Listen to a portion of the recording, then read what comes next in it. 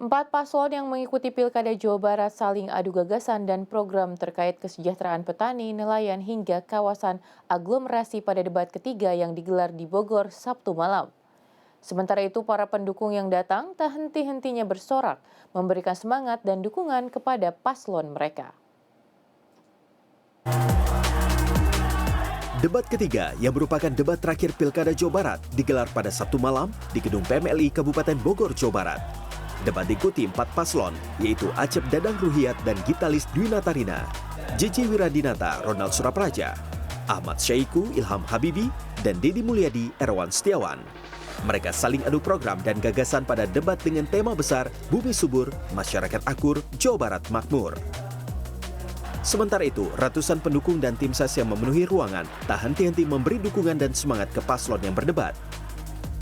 Dalam debat tersebut, pasangan Acep Dadang Ruhiat dan gitalis yang diusung PKB menjanjikan sejumlah program bagi warga Jawa Barat.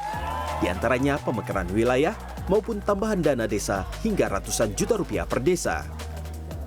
Debat barusan itu titik yang harus kita tekankan adalah masalah desa. Teh Gita dan Kang Acep memiliki komitmen akan menambah anggaran dari yang tadinya 130 juta menjadi 500 juta. Itu adalah komitmen kami untuk desa dan masyarakat Jawa Barat. Sedangkan pasangan JJ Wiradinata, Ronald Surapraja yang diusung PDIP menjanjikan program digitalisasi anggaran seluruh desa dan kabupaten kota selama setahun, serta memberi insentif bagi petani serta bantuan bagi nelayan. Sekarang kan terjadi pelanggaran tata ruang berkaitan dengan alih fungsi lahan. Kenapa? Karena menjadi petani yang kecil tidak menguntungkan, lebih baik dijual. Kan begitu. Maka ya kami akan menciptakan nanti di ujung panjang mereka itu mereka mendapat penghasilan 3 juta rupiah dengan subsidi 1 juta, dengan mengambil alih berbagai langkah-langkah yang diperlukan, pupuk dan sebagainya. Harga pasar kok ada konektivitas ya antar produksi dengan permintaan. Sementara itu, pasangan Ahmad Syaiku Ilham Habibi yang diusung PKS dan Nasdem menyiapkan program Satu Desa Satu Industri, pelibatan BUMD untuk menjaga harga komoditas bagi petani saat panen maupun paceklik, serta kerjasama antara sekolah dan industri untuk mengurangi tingkat pengangguran di Jawa Barat.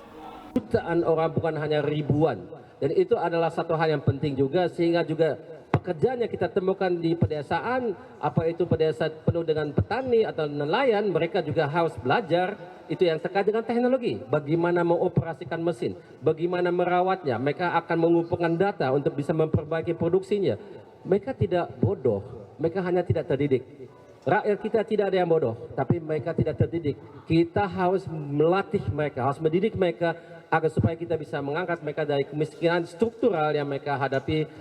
Infrastruktur penting, kebijakan industri penting, dan juga sumber daya manusia penting.